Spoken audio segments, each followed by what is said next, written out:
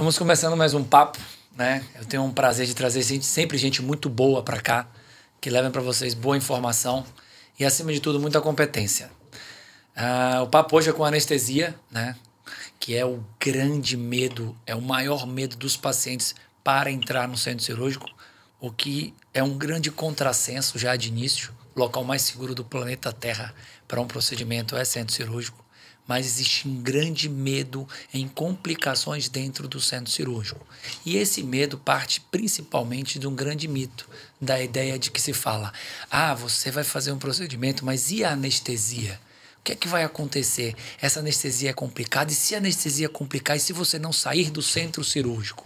Bem, como cirurgião plástico, o que eu faço para resolver isso? Eu trabalho com gente competente. Então, eu tenho uma quantidade reduzida de anestesistas que trabalham comigo e hoje estou conversando aqui com um deles, Italvar Neto. Bom, Tiagão, primeiramente, obrigado pelo convite. É um prazer imenso estar aqui, né? Podendo trazer informação para a população, tirar um pouquinho do medo, esclarecer alguns mitos sobre a anestesia. A gente vê realmente que a população tem muito medo da anestesia. Isso é interessante, né? Até porque a população vai buscar mais informação e a gente pode esclarecer isso para eles, né? Trazendo um pouquinho da história da anestesia, né? A primeira anestesia foi feita em 1846, lá em Massachusetts, né, no Boston General Hospital, por um dentista na época, né, William Morton, com éter. E desde lá para cá são o quê? 179 anos, né, de história da anestesia. A primeira anestesia bem sucedida foi há 179 anos. Então, de lá para cá a gente teve aí uma evolução muito grande da anestesia, né? Só para ter ideia, assim, o Propofol, a gente é mais velho que o Propofol, né? O Propofol é de 86, eu sou de 83, você deve ser de 80. 80. Então, a gente é mais velho que o Propofol, né? Então, de lá para cá a gente teve uma evolução absurda. Hoje a gente tem aí monitores que dão profundidade da anestesia para a gente, pressão arterial em tempo real, oximetria de pulso.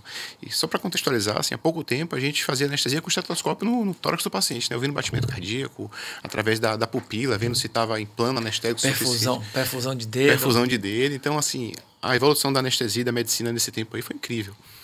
E hoje os pacientes ainda têm medo da anestesia. Eu acredito que seja muito por conta do desconhecido, né? Como alguém que tem medo de avião, medo de voar, porque não entende completamente como é aquele processo, né? Então, você vê que o piloto que entra no avião ali para viajar com a família, fora do trabalho dele, ele vai entrar ali muito tranquilo, né? Ele sabe como é que funciona tudo, ele entende os processos, ele sabe que aquilo ali é seguro porque ele conhece. Perfeito. Quando o paciente entra no centro cirúrgico, ele se depara com um monitor, fio para lá, fio para cá, ele vê ali uma maca para ele deitar, onde ele vai estar nu, né? Principalmente isso, vai estar exposto ali. Isso mexe muito com alguns pacientes, né? Está ali com o corpo exposto. Perfeito. Por mais que a gente seja médico, que a gente, né, veja isso todo dia, alguns pacientes se sentem meio que invadidos, né? E aí é nosso papel acolher. Mas é natural que esse medo aconteça, né? Você está num ambiente que você não conhece, cheio de gente que nunca viu na vida, que vai lhe ver ali, né, nu em pelo. E sem contar o medo também, né, de vir a deixar um filho ali, que você tem um filho. Às vezes, o que a gente ouve muito de mulher, assim, poxa, doutor, cuidado, que eu tenho 2 filhos pequenos, cuide de mim, pelo amor de Deus e tal. Mas é assim, preste atenção. O paciente procura um cirurgião plástico, passa por uma consulta, vai fazer uma cirurgia, o paciente fala: doutor, eu tenho toda a segurança de fazer a cirurgia, o meu medo é da anestesia. Quer dizer... Engraçado isso, né? Primeiro porque a pessoa ainda acha que a anestesia é uma coisa, a cirurgia é outra. Esse é o grande equívoco do paciente. É um time só. A anestesia e a cirurgia é o mesmo procedimento. Exatamente. Sem uma boa anestesia não existe uma boa cirurgia. E se não existir uma boa cirurgia, você pode ser o melhor anestesista do mundo, você pode ter um problema. Exatamente. Então, durante muito tempo, e isso é uma opinião pessoal, eu acho que o medo atribuído ao anestesista vem de 2 grandes questões. A primeira questão: o cirurgião se eximir de alguma responsabilidade de uma complicação intraoperatória, porque ninguém conhece o anestesista. E segundo, o anestesista não ser conhecido.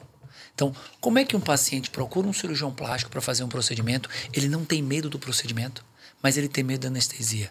É porque ele não conhece o anestesista. Sim. Porque durante muito tempo, o anestesista era aquele indivíduo que não gostava de gente. Na escola, na faculdade, né? Quem era o anestesista? Não, eu não gosto de pacientes, eu gosto de paciente deitado, dormindo. Esse é o meu paciente ideal.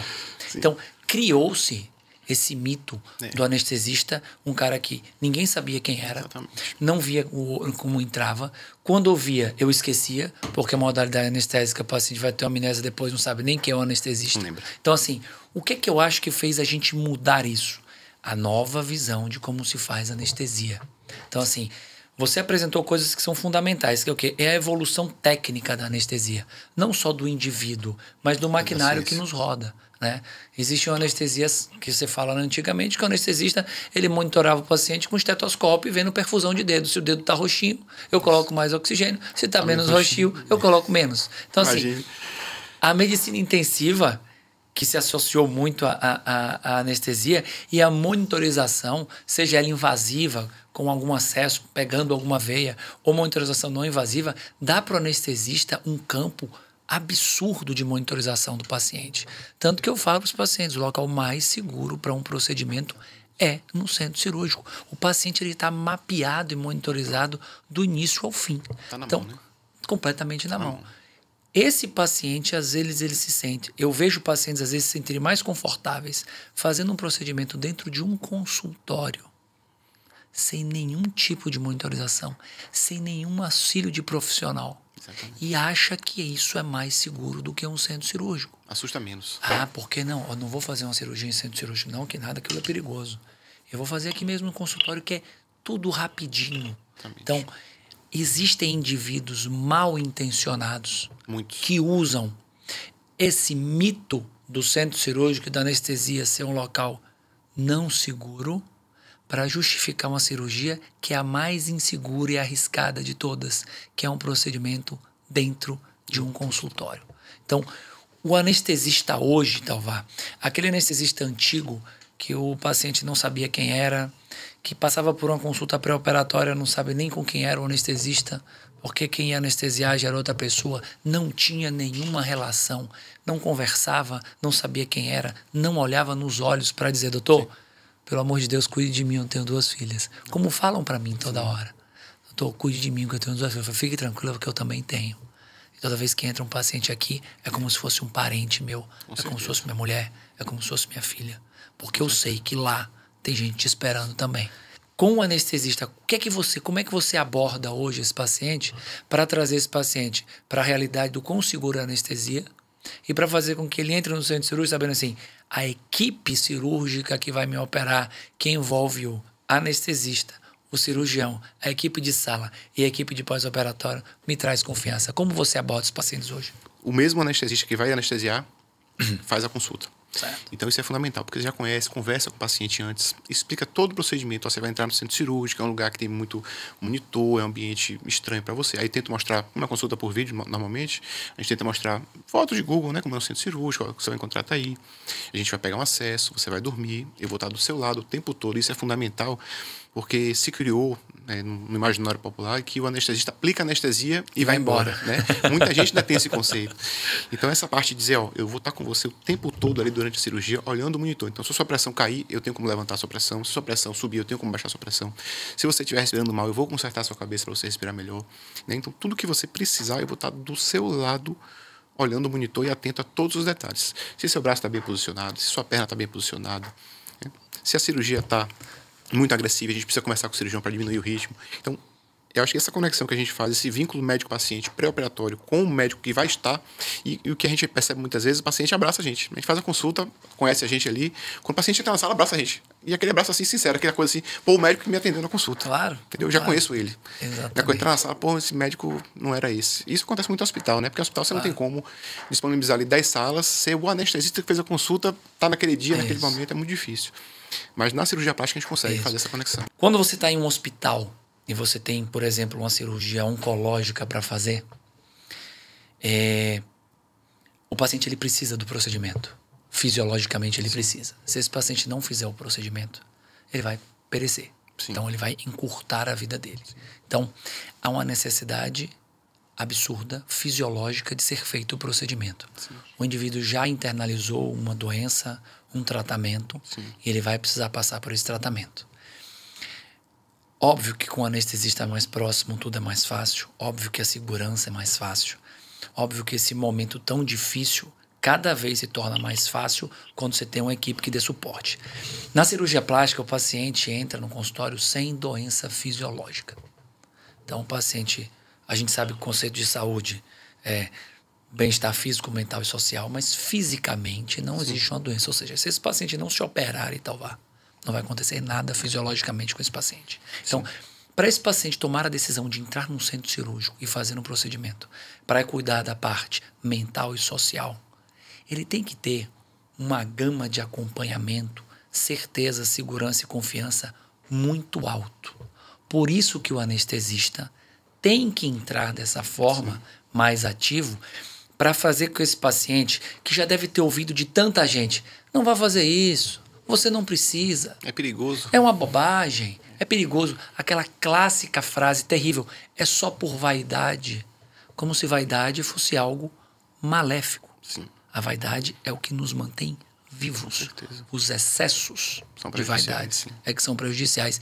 E o cirurgião plástico é o cirurgião plástico bem alinhado é o que mais combate excessos de vaidade. O cirurgião plástico trabalha sério, né? Que procura fazer uma cirurgia para quem precisa de fato. Isso. E sabe indicar e contraindicar a cirurgia quando sabe-se que existe alguma questão de saúde mental envolvida no meio. Então, eu entendo que a cirurgia plástica e a anestesia são a mesma especialidade quando a gente está num centro cirúrgico e quando a gente está no pré e no pós-operatório, porque a equipe é a mesma. A gente hoje fala tanto de experiência, né? O paciente tem que ter uma boa experiência para o paciente passar por um procedimento cirúrgico de uma forma mais leve. E um paciente com uma boa experiência, ele tem uma recuperação mais rápida, cicatrização mais rápida, menos trauma. Então, isso advém de um acompanhamento de equipe multidisciplinar. A anestesia hoje entra muito nessa questão da experiência. Então, desde que o paciente entra num centro cirúrgico, primeira coisa que é o medo do paciente, a punção venosa. Existe alguma coisa que se possa fazer para que essa punção venosa seja menos dolorosa, que o paciente não sinta desconforto? Existem algumas coisas que hoje você usa como prática para fazer com que isso seja melhor aceito pelo paciente? Com certeza. Hoje a gente tem alguns artifícios, né? Algumas ferramentas que a gente usa para diminuir a ansiedade no pré-operatório. A gente pode usar, por exemplo, um comprimido, né? Via oral.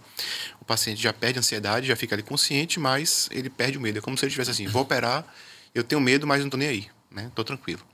E a gente tem também uma coisa que eu uso muito, que é passar um gelinho, né? Eu uso gelo, uma crioanestesia, né? Eu anestesio a região da punção com gelo. E aí quando o paciente fala, doutor, não estou sentindo mais nada, eu não estou nem sentindo nem frio, nem nada. Aí eu vou, faço a punção, e aí, um nível de satisfação assim altíssimo a gente tem tido com a punção venosa. Parece uma coisa besta, né? Uma furadinha, a pessoa é adulta, teoricamente é uma coisa que o adulto suporta muito bem, mas no contexto experiência do paciente, isso muda tudo. Não, tem adultos que não fazem exame de sangue. Não sentiu nem a punção venosa. Imagine o grau que isso traz de satisfação para o paciente. Então, o paciente previamente sedado de uma forma que você consiga trabalhar com ele e alguma modalidade local que o paciente não sinta dor, parece uma bobagem para quem vive disso. Mas para quem está lá, exatamente, é o único momento da vida. Então, anestesia local às vezes se fazem com um tipo de pomada, anestesia com frio também é fundamental. Então, depois que o paciente passou por esse acesso venoso, o paciente vai fazer anestesia. Doutor, eu tenho medo de sentir a picada da agulha quando a modalidade da anestesia é a anestesia peridural, que é uma que se faz no espaço da coluna. Como é que você tenta reduzir isso? Para que o paciente não lembre, não sinta ou sinta muito pouco? Como é que você lida com isso? Pronto, hoje a gente eu só faço anestesia com o paciente completamente sedado, né? Então, a partir do momento que eu peguei o acesso ali, a gente vai sedar o paciente, a partir daquele momento ele não lembra mais de nada, né? E como é que eu faço anestesia com o paciente completamente sedado? A gente vira o paciente de lado, numa posição fetal, né? Ele fica todo encolhidinho ali, dormindo, monitorizado já, com oximetria, pressão arterial, né? Cardioscopia também, que mostra os batimentos cardíacos. E aí, a partir desse momento, a gente faz a anestesia peridural com o paciente completamente sedado, sem nenhuma memória do que aconteceu ali.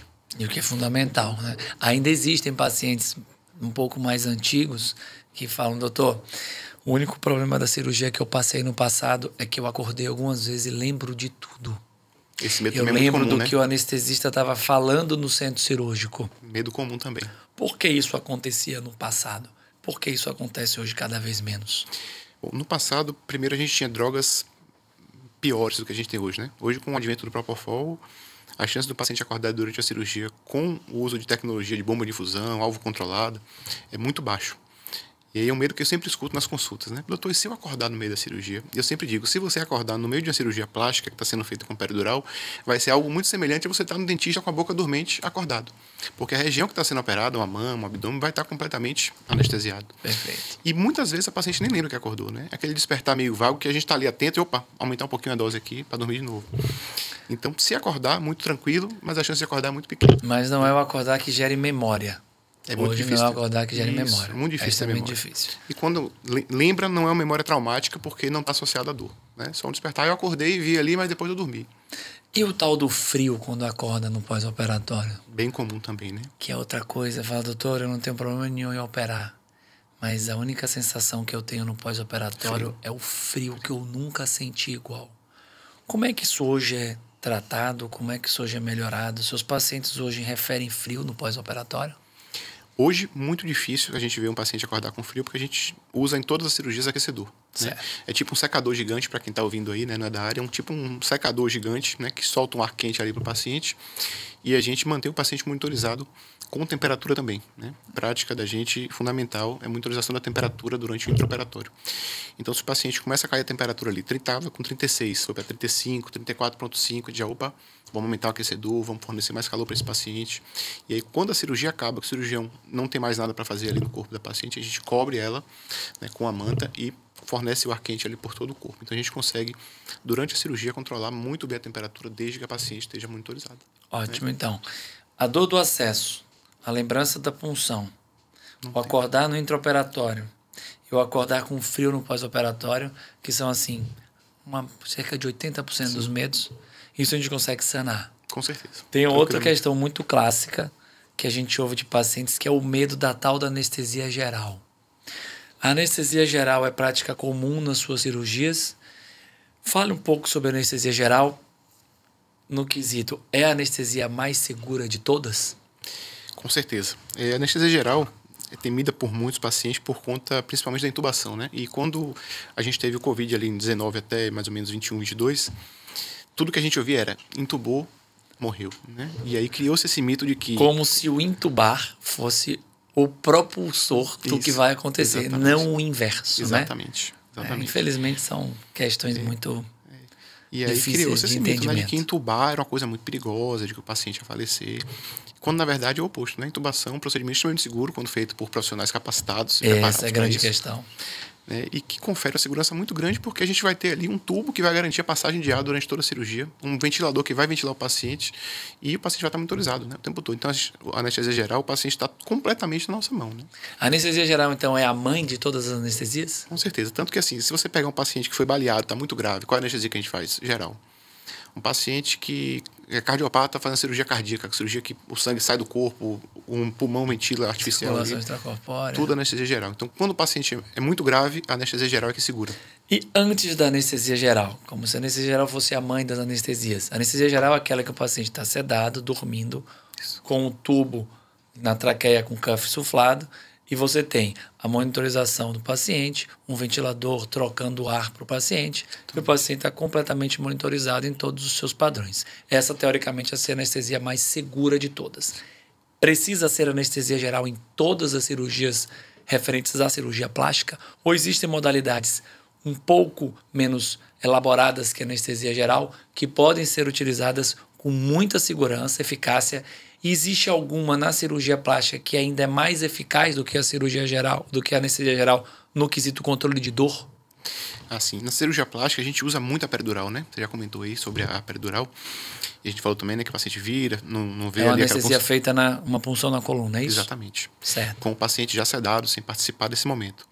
A anestesia peridural, feita por quem tem experiência também, porque tem preparo para isso, é a anestesia tão segura quanto a anestesia geral. Né? A gente falou que a anestesia geral é a mais segura de todas, mas isso não tira o mérito da peridural. Não, sem dúvida. Isso é uma anestesia extremamente segura, né? Por quem é capacitado em fazer. Então, assim, a cirurgia de mama, que vai durar ali 3 horas, 4 horas, é muito seguro fazer uma peridural. E no que tange ao controle da dor, é imbatível, né? A gente vai estar anestesiando diretamente o nervo. Né? A anestesia geral, a gente tem medicações que a gente controla a dor, uma dipirona, um anti-inflamatório, um pós-operatório, mas nada se compara a você bloquear o nervo. Então, quer dizer, acabou a cirurgia. A anestesia geral acabou a cirurgia, acabou a anestesia. A anestesia peridural acabou a cirurgia, não acabou a anestesia no que diz respeito à dor. Exatamente. Então, o controle pós-operatório de dor na anestesia peridural é melhor, ou mais fácil, pelo menos, do que na anestesia geral. Por isso que nós, cirurgiões plásticos, optamos por a anestesia peridural em uma infinidade de cirurgias. Sim, sim. Por se tratar de uma anestesia extremamente segura, Sim. sendo realizada por um bom profissional. E confere um pós-operatório com menos dor Excelente. e A gente mais ainda tem um controle. catéter, né? Que a gente pode deixar um catéterzinho, uma mangueirinha, para quem não é da área, né? Uma mangueirinha muito fininha, né? Coisa de 1 milímetro ali, que fica lá na região dos nervos e quando a gente precisa fazer mais, a gente consegue fornecer mais analgesia para o paciente. Anestesia peridural. As pacientes às vezes reclamam assim, doutor, a anestesia que eu vou fazer é a mesma do parto? A RAC anestesia? Ótimo. Daí, qual é a grande diferença das duas no quesito dor, no quesito movimentação e no quesito recuperação pós-operatória e alta hospitalar? Pronto. Na RAC, a gente vai fazer uma anestesia no que a gente chama de espaço subaracnoide, né? Que bloqueia na medula, né? Então, daquela região para baixo, o paciente fica todo paralisado. Né? Quem já fez cesárea sabe que não consegue mexer a perna por um tempo, né? A barriga fica meio dormente. Na peridural, a gente consegue fazer anestesia por segmento. Então, se eu quiser anestesiar a região da mama, eu consigo anestesiar só a mama. Se eu quiser fazer só o abdômen, só o abdômen. Em termos de diferença de analgesia, de controle da dor, são muito semelhantes, né? A gente não tem diferença significativa. Só que na peridural a gente tem a vantagem do catéter, né? De deixar o catéter. Certo. E a gente consegue fazer mais medicação depois. Então, o que é que eu faço na prática? Tá acabando a cirurgia, eu faço uma dose adicional com uma medicação bem diluída para não ter o bloqueio das pernas, as pernas ficam móveis, mas eu consigo controlar a dor. Né? Porque as fibras que levam a sensação de dor são muito mais fininhas, são fáceis de bloquear. Então, com a dose muito baixinha, a gente controla a dor, o paciente sai com dor zero do centro cirúrgico. Já com alguma movimentação. Assim, com uma movimentação total das pernas, na grande maioria dos casos. E uma das coisas importantes no pós-operatório da cirurgia plástica é você andar precocemente. Com certeza. Né? Então, você confere para o paciente a possibilidade de ele sentir menos dor e já conseguir andar precocemente, Exatamente. que é um dos fatores de segurança para a gente evitar riscos de trombose. Sim. Outra questão clássica é aquela, doutor, e se eu não acordar? Essa também perguntam direto, né? E eu sempre comparo, eu faço algumas comparações para que o paciente entenda, fica mais lúdico, né? Eu comparo muito a anestesia com uma bebedeira, né? Você tá lá bebendo no final de semana, bebendo seu vinho, bebendo sua cerveja, exagerou, ficou bêbado. Se você parar de beber, em algum momento você vai deixar de ficar bêbado, né? Seu corpo vai metabolizar o álcool e você vai sair daquele momento de estar bêbado. E a anestesia é a mesma coisa. Eu estou ali dando a medicação para o paciente se manter dormindo. Quando a anestesia acaba, eu paro a infusão do medicamento e eu conheço pelo que a gente estudou, né? A farmacologia da droga. Eu sei que o Propofol vai levar X tempo para passar, o fentanil outro tempo. Então a gente calcula esse tempo da droga, né, dela ser metabolizada, e a gente programa isso antes, para que a gente tenha um despertar o mais precoce possível. Acabou a cirurgia, de 5 a 10 minutos o paciente tem que estar acordado. Né, como se ele tivesse saído de endoscopia, por exemplo. Ele sai ali um pouco ainda sonolento, mas já está falando, já está entendendo o que está acontecendo, sabe que ele está na sala, que acabou a cirurgia. Então, esse planejamento é muito importante. Então, não tem como o paciente entrar não voltar da anestesia. Né? Não tem como ficar bêbado para sempre. Outra pergunta clássica, doutor. A anestesia fez meu cabelo cair todo. Outra pergunta clássica, né? Mulher se preocupa muito com isso, né? Principalmente as mais valiosas. Eu acho que foi a anestesia. Então, quer dizer, vocês fazem uma programação do tempo de metabolização dessa medicação. Depois que essa medicação é metabolizada, você não tem mais nenhum efeito do medicamento anestésico circulando no seu corpo. O que o paciente pode ter de queda de cabelo é a resposta endócrina metabólica ao trauma, ou é flúvio telógeno, que a gente conhece, que pode ser tratado, controlado, com terapia prévia, terapia ainda, terapia pós-operatória. Cirurgias muito longas também, né? Cirurgias de 13, 15 horas, o paciente fica ali muito tempo com a cabeça na mesma posição, também podem estar associadas, mas não é o caso da cirurgia plástica, né? Isso, perfeito. Uma coisa muito polêmica, Talvar, que eu acho que só funciona quando você tem uma equipe muito, muito, muito azeitada, que ande muito junto, é o momento em que uma cirurgia bem programada, ela pode passar por um contratempo intraoperatório. Então, o paciente faz um pré-operatório todo correto, todos os exames corretos, uma cirurgia bem indicada, tecnicamente, com um bom profissional e boa equipe. Dentro do centro cirúrgico aconteceu alguma coisa em que a cirurgia saiu um pouco do normal. Então, vamos pensar no indivíduo que tem 5.000 lipoaspirações e que ele trabalha de uma determinada forma, ele já sabe, em determinado volume que ele aspira, o que você tem de conteúdo aspirado de gordura, o que é que você tem de saída de sangue, que deve ser o mínimo possível. Sim. Mas mesmo uma cirurgia bem programada, essa ordem ela fica completamente diferente. Então, assim, você ter um cirurgião e um anestesista muito azeitado, com amplo conhecimento de medicina intensiva, cuidados de um paciente crítico, É importante você ter uma equipe azeitada ao ponto do anestesista em uma cirurgia chegar para o cirurgião e dizer, olha, alguma coisa aí não está caminhando como a gente caminha normalmente, eu acho que a gente deveria revisar a cirurgia e potencialmente até interromper em algum momento. Você acha isso importante? Porque na cirurgia plástica a gente lida com muito ego. E o pior ego e o maior ego do cirurgião. Sim. Eu faço parte dessa equipe. Então, para alguns cirurgiões, você interromper uma cirurgia é uma facada no ego de uma forma que ele faz com que isso seja inadmissível. E para isso, ele às vezes expõe um paciente a um risco maior em uma cirurgia que sabidamente não está evoluindo de uma forma normal. Para você, é muito importante mesmo que tenha essa equipe formada para que o cirurgião ouça o anestesista e o anestesista ouça o cirurgião em prol apenas da grande estrela do centro cirúrgico, que é o paciente. E você tocou num ponto aí muito importante, né? Que é algo assim negociável para a gente. Eu já trabalho com você há um tempo, sei que para você também que é segurança. Se algo durante a cirurgia ferir o primeiro princípio, que é a segurança, a cirurgia não vale a pena mais continuar. Né? E ter essa relação entre cirurgião e anestesista de forma que um confie no outro, né? Seja um time. Um não coloque a culpa no outro. E não exatamente. Acontece também, né? Esse é um grande problema. Exatamente. O ego é tão grande que um indivíduo, uma cirurgia na lipoaspiração, o paciente sangra um pouco, o que é que ele faz? Ah, o anestesista que não anestesiou bem. A pressão está alta, deve ter alguma coisa. Eu não sou, né? Não, no meu não é. Não é. Claro que pode acontecer no intraoperatório qualquer coisa, mas a passagem, a transferência de responsabilidade só é deletério para o paciente. Sim, sim. Que é a principal estrela. Sim. Então, quando você lida com um momento desse, você já teve dificuldade com algum cirurgião que você não conhecia, que você não tinha tanto afinidade, de passar para ele a condição do paciente e sugerir que algo seja abreviado, reduzido, ou que a cirurgia fosse suspensa em algum momento? Até hoje, graças a Deus, não, porque eu procuro trabalhar sempre com cirurgiões que tenham responsabilidade, né? Que se preocupem primeiramente com o paciente, né? E não com o ego dele, parar a cirurgia, como você falou, né? Às vezes fere o ego da pessoa, às vezes não parem a cirurgia. E eu acho que é muito mais interessante para o paciente que você pare a cirurgia. A gente já teve um caso com outro cirurgião, não foi com você, que a paciente ficou hipertensa na cirurgia. Né? E foi um pouco mais difícil controlar a pressão está um pouco mais alta. E a gente, como um acordo, muito tranquilamente, eu acho que deve parar, eu também acho, vamos parar a cirurgia. A paciente agradeceu infinitamente a gente. Voltou para operar, né? Deu tudo certo na segunda vez, não teve nenhum pico hipertensivo, foi tudo bem, está satisfeitíssima com o resultado. Então, assim, às vezes você acha que a paciente vai ficar chateada porque eu parei a cirurgia. Muito pelo contrário, né? Se for uma paciente esclarecida, que entende que segurança é o primeiro ponto, o paciente vai agradecer e vai entender completamente. Eu acho que quando o paciente procura um expert, ele procura a expertise do cirurgião, né? E o cirurgião, tudo que ele faz, principalmente na cirurgia plástica, é pautado na segurança. Quando um cirurgião que vive de cirurgia, que o grande desejo dele é operar, ele no intraoperatório observa que algo não está saindo da forma normal e ele tem a proatividade, a humildade e o cuidado com o paciente de interromper a cirurgia, para mim esse é o cirurgião mais responsável. Com certeza. Eu já suspendi algumas cirurgias e eu nunca tive de nenhum paciente uma relação perdida por conta disso. Muito pelo contrário. Fortalece, eu acho. Os agradecimentos são enormes.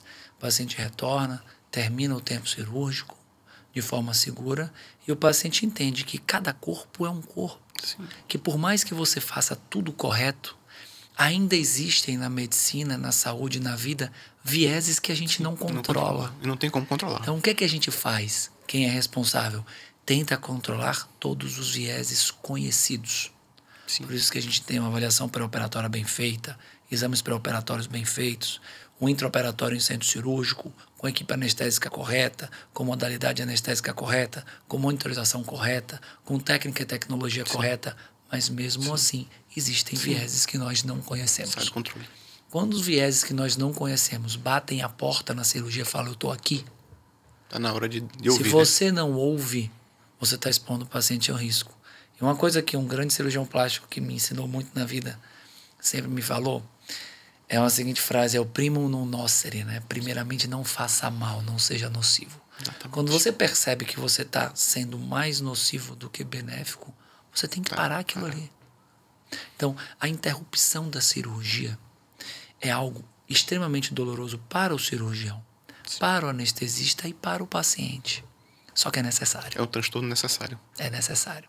Precisa. Porque é muito melhor você lidar com a frustração de um paciente bem, hemodinamicamente estável, lúcido, orientado e expressando uma emoção do descontentamento inicial, do que você entrar num quarto e avisar para um paciente ou para um acompanhante que esse paciente está saindo dali para uma UTI ou está saindo dali para um local, porque a cirurgia foi mantida a despeito dos sinais que vem apresentando de não normalidade, mas vamos continuar porque eu não vou ter outro dia para operar, porque eu não vou perder outro dia para operar a mesma paciente, ou porque eu tenho umas 2, 3, 4 pacientes para operar no mesmo dia. Isso não existe.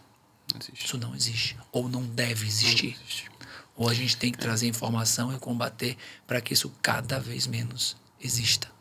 Segurança é o pilar principal, né? Eu sempre comparo a anestesia com a aviação, né? O piloto entra na cabine, ele vai checar todos os comandos do avião, todos os motores hidráulicos, os flaps, se está tudo funcionando. Ninguém decola um avião sem checar tudo, exaustivamente, plano de voo. E na anestesia, quando eu entro na sala, eu tenho que checar se a bolsa de ventilação funciona, se tem uma máscara, se tem um laringoscópio, mesmo que eu não vá entubar o paciente. Claro. Se tem um laringoscópio, se a fonte de oxigênio funciona, se o carrinho está funcionando, se tem droga que eu vou precisar para aumentar a pressão, baixar a pressão, né? Drogas de resgate que a gente chama. Então, não dá para começar uma anestesia, decolar o paciente sem estar tudo pronto, né? Então, é o que você falou aí. Feriu a segurança. Se eu entrar na sala e não tiver uma bolsa de ventilação, um laringoscópio, não começa a anestesia, não tem como. Claro, claro. E se algo no intraoperatório não sair da forma como desejado, a equipe, anestesia e cirurgião, quando eles têm afinidade, eles têm muito mais facilidade nesse diálogo. Sim. Porque quando você está num momento desse, o paciente não está evoluindo tão bem, é um momento de certa tensão. Sim, né? sim. Se você tem um cirurgião que não é minimamente conhecedor do anestesista, não sabe como ele trabalha, isso vai gerar uma tensão até para... Por que isso está acontecendo? Pô, será que o anestesista deixou de fazer alguma coisa aí? Sim. Será que foi alguma coisa inerente ao paciente? Quando você tem uma equipe bem feita, esse diálogo acontece de forma dinâmica. Então você começa a cirurgia. E aí, como é que tá? Tudo bem? Não, tudo tranquilo, vamos continuar. Da parte anestésica, tudo ok? Não, tudo ótimo, tudo perfeito. Ó, cirurgicamente aqui tá tudo muito bem também. Vamos continuar a cirurgia. Olha, meio da cirurgia aí, como é que tá por aí? Não, o paciente tá bem, tudo ok. Pode continuar, que tá tudo normal, tudo como sempre aconteceu.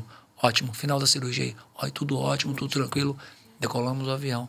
Chegamos no local como a gente queria, com o paciente estável e controlado.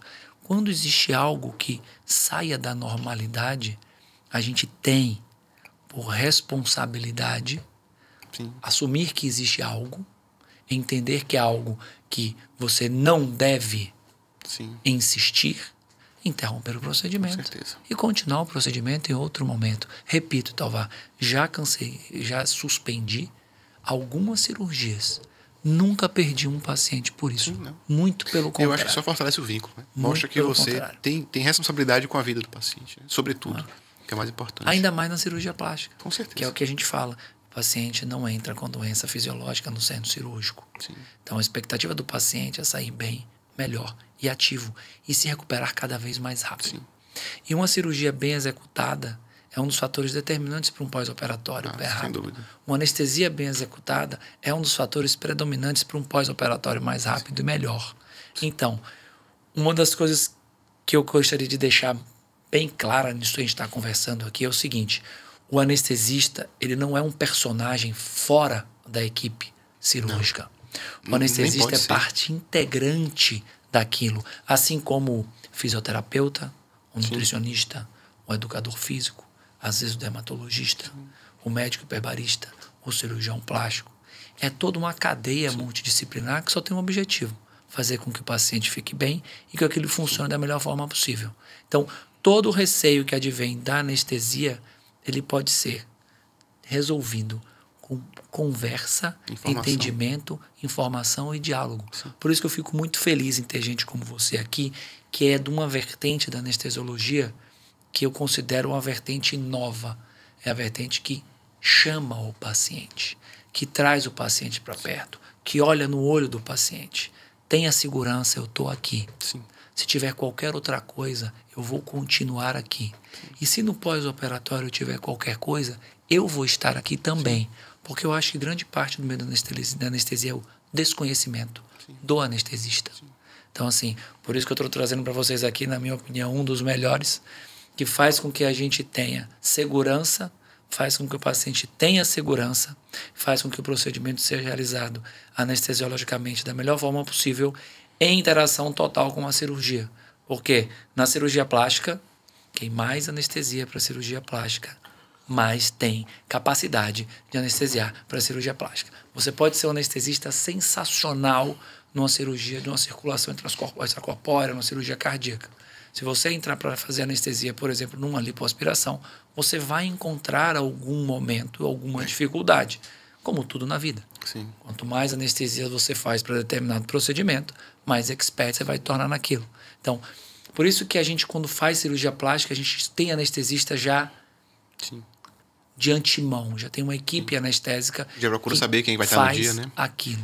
Hoje, você lida com outras modalidades anestésicas, mas você hoje está muito inserido na cirurgia plástica. Muito, bastante. E você entende o quanto você hoje é melhor anestesista para a cirurgia plástica do quando você era quando entrou. Com certeza, não tem nem dúvida. A gente vai pegando as manhas ali, né? Como a gente fala, vai pegando o jeito de fazer, como o cirurgião gosta. Às vezes você gosta de um jeito, outro cirurgião já gosta de outro. E a gente vai pegando esses macetes, né, da cirurgia plástica. E uma coisa interessante que você falou aí, né, da equipe, do anestesista fazer parte da equipe. Hoje eu faço a consulta pré-anestésica, conheço a paciente, faço a anestesia e no dia seguinte eu ligo para todas as pacientes para saber como é que tá, se está precisando de alguma coisa, se está com alguma dor, algum desconforto. Se não conseguir falar com o cirurgião, se ele estiver operando por algum motivo, não conseguir falar, pode ligar para mim, se for alguma coisa que eu possa, né, esclarecer. Às vezes posso tomar tal remédio depois já, coisa que a gente consegue esclarecer ali. Claro. E não, o anestesista deixou de ser esse cara que vai lá, faz a anestesia e vai embora, né? Ele participa do pré, do intra e do pós, né? Tem que participar, porque a gente é parte disso tudo. Uma boa anestesia faz toda a diferença. A anestesia, eu quero saber qual é o indivíduo que consegue operar um paciente acordado. É difícil. Né? É impossível. É difícil. Né? Então, assim, o que a gente teve de evolução de cirurgia no mundo é diretamente ligado à evolução da anestesia. É, sem dúvida. Né? A gente não tem como fazer até 1846 as pessoas tomavam paulada na cabeça para desmaiar, né? Ou bebia álcool para conseguir fazer a cirurgia. E as taxas de mortalidade eram altíssimas, né? Sem dúvida. A gente evoluiu muito tecnicamente, a gente evoluiu muito no aparato técnico e tecnológico ao nosso redor, mas eu acho que durante um tempo a gente deixou de evoluir como um ser humano. Então, acho que o anestesista hoje tem uma nova visão e isso traz muito conforto para o paciente. Então, quando eu tenho uma cirurgia que eu sei que o paciente vai passar por você, eu tenho certeza que esse paciente não vai ter medo da anestesia. Isso é fundamental. Isso é fundamental para todo o processo cirúrgico, porque aquela insegurança do início que não foi resolvida, aquilo pode virar mais na frente um problema para o paciente. Então,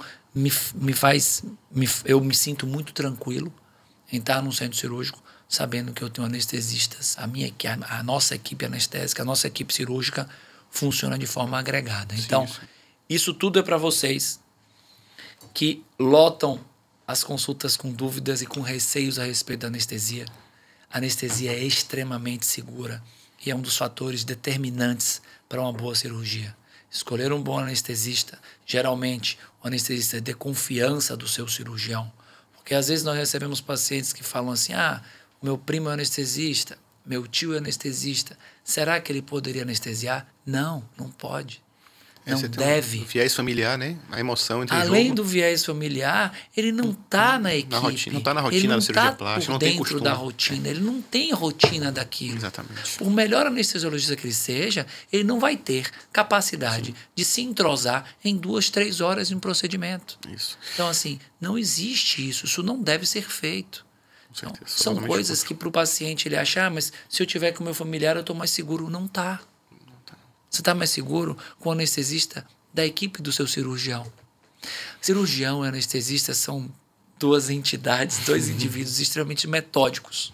Então, assim, tudo no nosso dia é programado para as coisas saírem de forma correta. Se no início de uma cirurgia você já tem uma desprogramação dessa, é algo que já impacta.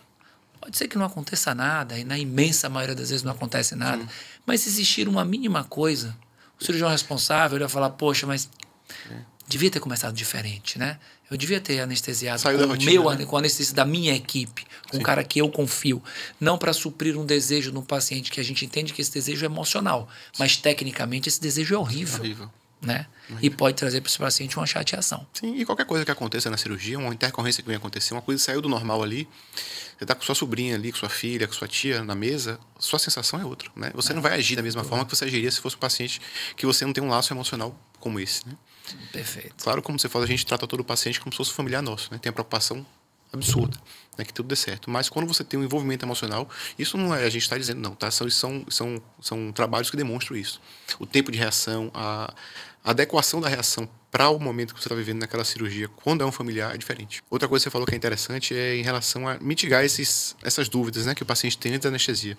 Tem trabalhos mostrando que quando o paciente faz a consulta pré-anestésica, uma consulta bem feita, o nível de ansiedade cai bastante e o uso de medicações no intraoperatório cai muito. A quantidade de droga que você precisa fazer para sedar o paciente é muito menor nos pacientes que já foram esclarecidos sobre o procedimento. Isso já é um viés que a gente pode controlar, né? Sim, com certeza. E se for com o médico anestesista que vai anestesiar, é o que eu falei, né? Quando elas veem a gente, pô, mesmo que fez a minha consulta que está aqui, isso traz na paciente, eu acho que um alívio tão grande, a sensação de aconchego, né? De estar com a pessoa que você conhece, que elas abraçam, ficam felizes da vida. É sensacional. Então, a anestesia é segura. Não deixem de fazer um procedimento por medo da anestesia. Deixe de fazer um procedimento por não ter anestesista, por não ter centro cirúrgico. É isso que complica. A gente tem visto muito, né? Que a gente vê demais. Eu falo que rede social... Hoje a gente tem um paciente com a maior capacidade de informação da história e hoje a gente tem um paciente mais mal informado de todos os tempos. Né? Então hoje a gente vê aberrações como algo normalizado. Então a gente vê gente fazer lipoaspiração em consultório, usando medicações que alteram frequência cardíaca, que podem levar a arritmias, que podem levar a hipotensão, sem um acesso venoso pego, sem monitorização. Não está dentro do centro cirúrgico. Usando anestésico local em grandes quantidades. Né? Maior risco de infecção, maior risco de tudo. Então, assim, toda vez que você vê um indivíduo tentando colocar você para fazer uma cirurgia dentro de um consultório, pesquise quem é. Mas não pesquise se já operou uma subcelebridade, quantos seguidores tem, se tem um resultado pré- e pós-operatório que você considera bonito. Pesquise a formação. Pesquise de onde esse indivíduo veio. Veja se esse indivíduo tem registro de especialidade, porque na imensa maioria das vezes não tem. É o cirurgião do diminutivo. Isso. O que é o cirurgião do diminutivo? Não, isso aqui é pouquinho. É uma bobagemzinha, é uma coisinha. A gente faz aqui no consultório. Não precisa de nada disso não, é coisinha boba, você vai embora no mesmo dia. Sim. E muita gente cai nesse conto e depois não tem para onde recorrer. Como nós temos diversos casos de complicações com reações tóxicas de anestésicos locais, reações que levam a picos hipertensivos, as arritmias e as paradas. Esse paciente ele termina tendo uma hipoxemia, esse paciente termina tendo alterações cognitivas que levam ao resto da vida. Sequelas e diversos casos que nós sabemos de sequelas irreparáveis, simplesmente porque o indivíduo não estava dentro do centro cirúrgico. Exatamente. Se o indivíduo tivesse se equivocado em tudo, se tivesse no centro cirúrgico, não teria acontecido nada. Porque ele estaria monitorizado, usando a medicação correta. E o anestesista conseguiria resolver e reverter qualquer dano de forma rápida, dando para o paciente segurança. E ele iria para casa sem problema nenhum. Com certeza. Eu acho interessante que o paciente pesquisa muita coisa na internet, mas não abre o site do CREMEB para ver se o suposto cirurgião, né, tem de fato a qualificação técnica para realizar o procedimento. E é muito simples, né? Você abre o site do CREMEB, você busca lá o número do CREMEB do médico, você rapidamente acessa ali se ele é especialista em cirurgia geral, se ele é especialista em cirurgia plástica, se ele é anestesista. Eu costumo falar que meu RQE é minha ostentação, né? Você abre lá, meu nome lá no Conselho Federal tá lá, RQE de anestesiologia. Então, hoje... o que a gente lutou tanto para ter, é o que a gente se prestou a fazer. É uma escolha de vida, é uma jornada de vida, a medicina e o cuidado ao paciente. Isso. E quando a gente vê pacientes, por falta de informação, então, se submetendo a riscos por indivíduos que têm a única coisa que não tem é interesse na saúde, Isso faz com que a gente Muito venha triste, aqui, sente, converse e tente passar informação. Porque boa informação faz com que você tome boas decisões e faz com que você fuja dos picaretas, o que é o mais importante. A gente não pode ficar calado, né? Não pode ter o silêncio dos bons. Fala um pouco mais sobre segurança, só para as pessoas terem ideia, né, de como é a formação médica. Hoje, um cirurgião plástico faz 6 anos de medicina e 6 entre cirurgia geral e cirurgia plástica, né? O anestesista, ele passa 3 anos dentro do centro cirúrgico, anestesiando o paciente todos os dias, 3, 4 pacientes por dia, com 60 horas semanais de carga horária. Então, de segunda a sexta, de 7 da manhã às 7 da noite, né, anestesiando pacientes, pegando experiência sob a tutoria de um anestesista experiente. Perfeito. Que vai lhe dar ali os passos para você seguir. Né? Então, a formação médica no Brasil hoje é uma formação médica que traz muita qualidade para o médico e a gente é bem visto no mundo todo. Agora mesmo a Itália está querendo médicos brasileiros para ir para lá. Porque está tendo uma deficiência de médicos e o médico brasileiro é visto como um médico muito bem formado, o médico que tem residência médica. Né? Claro. Então, isso traz para a gente uma segurança muito grande, essa preparação intensa que a gente tem. E a gente fica muito triste quando a gente vê pessoas querendo minimizar os riscos, né? Querendo fazer anestesia em consultório odontológico, o dentista sedar o paciente, ou o médico que não tem experiência nenhuma com o centro cirúrgico, querer ali minimizar, como você falou, não é só uma sedaçãozinha, não vai ter nada, é super seguro para você. Como o Thiago falou aqui, corra, porque é problema. Ah, sem dúvida, corra porque é problema. A gente vê hoje muita gente... A gente passa hoje por alguns problemas, são uma questão moral, e que se tenta diminuir muito a formação educacional, como se a formação educacional fosse uma grande vilã, ou que não há necessidade de uma residência. Ah, eu não preciso fazer residência porque sou autodidata. Eu não preciso fazer residência nem especialização porque eu aprendi na minha convivência, na minha vida com livros, isso e aquilo, e eu não tenho necessidade de uma residência.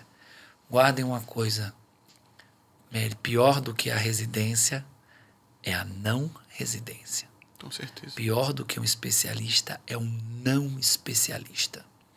Óbvio que dentro de qualquer especialidade você pode deparar-se com um indivíduo que tenha menos capacidade. Sim. Só que é um indivíduo menos capaz num ramo, num pool de capazes. Sim. Então ele já tem capacidade. Sim. Quando você lida com indivíduos sem formação, você pode até encontrar um capaz. Sim. Em uma gama de incapazes. Com toda certeza. Então a diferença é muito grande. Muito grande. Dentro das especialidades, você vai encontrar um cirurgião que se adeque à sua realidade. Por isso que eu sempre falo também, eu não vejo questão de dificuldade em relação a um cirurgião plástico é meu concorrente. Não existe concorrência nas especialidades. Na minha, eu não acredito que aconteça. Por quê? Porque o perfil do paciente que me procura é diferente do perfil do paciente que procura meu amigo cirurgião plástico. É diferente do perfil do paciente que busca outro cirurgião plástico. Sim. Quando a gente lida com subjetivismo, Sim. e a cirurgia plástica lida com isso, a afinidade ela ainda se faz de forma mais forte. Sim. Então, o meu perfil de paciente é diferente do perfil de paciente do colega tal. Sim. Que vai ser diferente do colega tal. Então, se ele tem segurança em saber que todos os cirurgiões plásticos são capazes, vai ser benéfico para todo mundo. Sim. Então, quando você tem dentro dos especialistas, você vai encontrar o seu médico capaz. Então, sempre tenha esta região. Eu tenho o centro dos capazes. Dentro desse centro, eu vou buscar o que eu tiver mais afinidade. Sim. É assim que funciona. Na anestesia, a mesma coisa. O que a gente bate aqui, vamos trazer os pacientes para a luz e tirar os pacientes dos picaretas. Porque são essas pessoas que dizem que a residência não funciona, eu nunca fiz residência, sim, eu sou de outra especialidade, agora estou fazendo isso aqui porque eu tenho muita capacidade. Então, assim, esses indivíduos, eles não devem ser ouvidos ou devem ser muito menos ouvidos do que atualmente estão sendo. Sim. Porque são esses indivíduos que promovem a grande maioria das complicações para os pacientes. E aí o paciente tem uma complicação. Às vezes o paciente vai procurar a formação do médico. Ele percebe que o médico não tem especialidade. Depois. Só que na rede social estava escrito alguma coisa que sugeria uma especialidade. Tinha muitos seguidores, resultados bonitos. Então, prestem atenção no que vocês olham, que não sabe o que procura, não reconhece o que acham. Então vá atrás de quem tem especialidade. E dentro desse grupo, sim, procurem quem vocês se sentem mais confiáveis. Meu velho, eu queria lhe agradecer muito. Eu que agradeço por o você convite, que é vir. isso. É um grande prazer conversar com você, receber tanta informação e falar sobre as nossas experiências de intraoperatório. Se a gente fosse sentar aqui para conversar das experiências de intraoperatório, é uma 5, 6 horas enormidade. E o intraoperatório, a gente lida com alguns momentos, né? Tem um momento da concentração, da transpiração, tem um momento mais de relaxamento. Sim. E tem um momento em que você, na sua casa, deitado, consegue ter a tranquilidade de dizer assim, tudo que foi planejado foi feito. E o que foi planejado que não foi feito por um motivo. O paciente está bem, isso. Controlado. Você não tem preço, e a vida, né? Continua. Isso não tem preço. Botar a cabeça no travesseiro e saber que você fez o melhor para o seu paciente não tem preço, né? E que o ego é menor do que deveria, né? Sim. E que a grande estrela está deitada na maca. Então vá, muito obrigado, meu velho. Tamo junto, né? Grande abraço. Estamos encerrando mais um. Vamos para frente. Tchau, tchau.